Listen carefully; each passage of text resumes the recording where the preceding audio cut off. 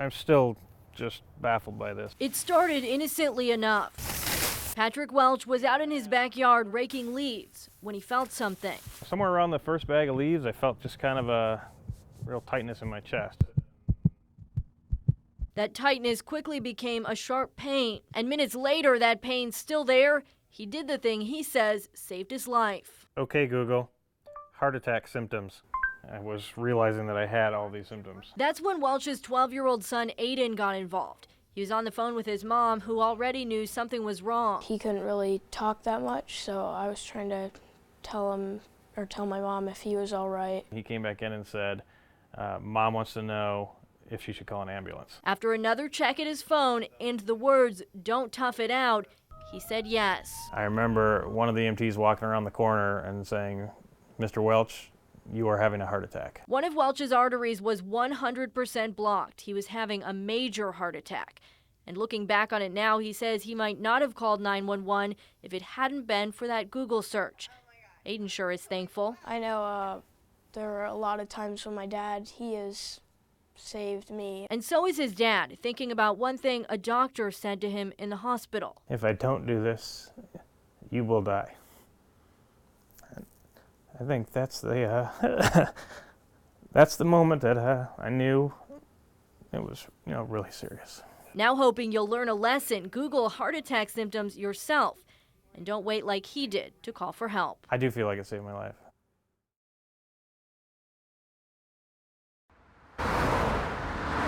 That's all previous damage from previous accidents. William Lovell's front yard in the town of Meridian Hills. Dick, how long ago did this happen? Looks more like a junkyard. That's his pop-up top. The decorative boulders. This rock here belongs in that bare spot. Are now casualties of consistent car wrecks, and the knocked over safety reflectors doesn't make things better. Roughly 6 accidents that I've had in my yard in the last 9 months.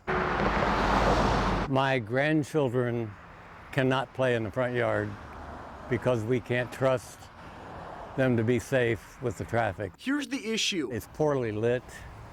There's a ditch. Cars continually lose control while driving this stretch of Meridian Hills Boulevard connecting West Lane to 73rd, and the majority of crashes involve alcohol. Early Friday morning, a driver police suspect of drinking lost control and smashed into Lovell's last living tree. Some of the parts are clear over in the next street. And it's going to happen every 6 weeks or so. We just think, oh, there goes another one. We don't have jurisdiction to put up a guardrail. Terry O'Brien is a councilman for the town, and he says there's 11 miles of road that belong to Meridian Hills, but this just isn't one of them. It's a challenge, I think, for the city of Indianapolis to come up with a solution that'll keep cars on the road. It's inevitable. Somebody's going to die. A pastor pounded a cross into the ground along the curb to recall the city's latest homicide victim, not dead an hour yet, in an alley across town. So while the body just now, 7, while we were on the stage, just left, his spirit is not dead. The spirit was strong on an asphalt campsite as a tent pitched on a patch of grass was home to a minister who knew not all the answers to violence could be found inside his church walls. He came into community and slept for 30 days. He heard all the sounds. He saw all the issues. He felt all the pain. The Bible says that we would have days like this, that we would have months like this. And so what we have to recognize is, what do we do when we have months like this? And here at the corner of Eugene and MLK, over my shoulder, a community coming together to pray for peace in a neighborhood where gunshots are too often the soundtrack of daily life. To have a healthy and safe daily life, you need access to food and money. But behind me, a bank and a grocery store, both recently closed down. We need a way to be able to survive within our own surroundings. If you're a single mom, you don't have a car, where are you going to go to the grocery store? We talk about finances and get our money together. How can we do that without a local bank? Pastor G was not alone in his campsite for peace, as parishioners and neighbors kept him company and counseled troubled souls who stopped by. Did you hear any gunshots? I did. I did on a couple occasions, I did. But you know what I think? Because we were present here, because the pastor was present here, Maybe there were so many that we didn't hear. Maybe there were many that didn't take place just because of his presence. On a day when another cross was added as a monument to the murdered, an urban camper brought peace to a corner of the city. Russ McQuaid, Fox 59 News. Good evening, and within the last hour, the coroner has identified that victim who was hit and killed by an IMPD officer suspected of being under the influence as 53-year-old Ronnie Bowling. And tonight, IMPD is out in force, cracking down on drunk drivers. You've entered a Marion County Traffic Safety Partnership Sobriety Checkpoint.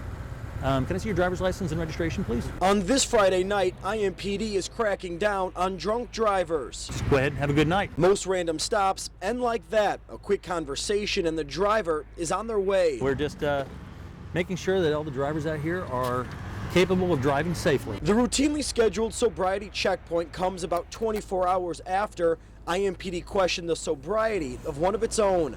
Police say Officer Bernardo Zavalas was off duty, but in his squad car when he hit and killed a pedestrian on Southport Road between Emerson and I-65. We're waiting to see what the prosecutor does, and we'll move forward. Police reported the 7-year veteran showed signs of intoxication. We take this very seriously. We heard you in the past on these issues, and we'll continue to hold people accountable and be transparent, by the way, in this investigation. IMPD Chief Rick Height has a zero-tolerance policy when it comes to his forced drinking. New policies were put in place after IMPD officer David Bessard hit and killed a motorcyclist while intoxicated in 2010. If for any reason you have to put your foot down, pick it back up. Back at the sobriety checkpoint, Sergeant Michael Duke says he's arrested officers before and he won't hesitate to do it again. If that is a police car, they're coming in, and we're going to look at the driver, and we're going to scrutinize them.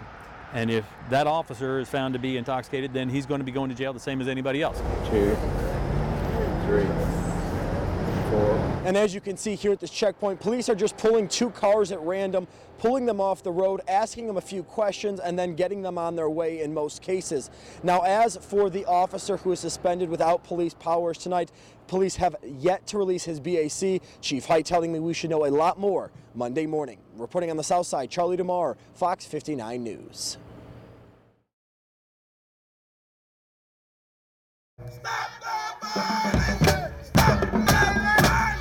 They came out by the hundreds to march for the 4, the victims of last week's quadruple homicide in the 3100 block of North Harding, just days after 2 other men died in separate slayings not far away. No more violence! No more violence! Little kids walked alongside politicians with the power to do something about murder in the streets. I brought my kids out with me because I think it's important for them to understand that when you believe something is wrong, you stand up for the cause and to get them on the right path and move in the right way. I'm here because I think that nobody should die at a too young age, or nobody should die if they're like 29 or so. Reginald Hill died 2 years ago this coming Saturday in a killing still unsolved.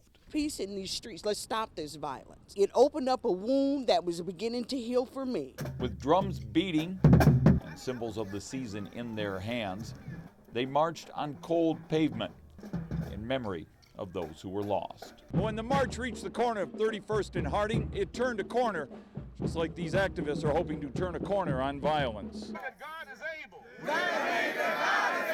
David Whitlock's son, Devon, died in the Harding Street house last Tuesday morning. My son was not into drugs.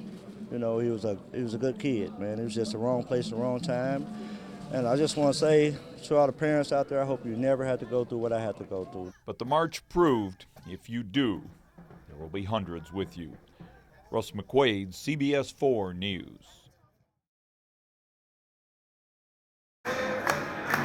Wisconsin Badger fans started singing early.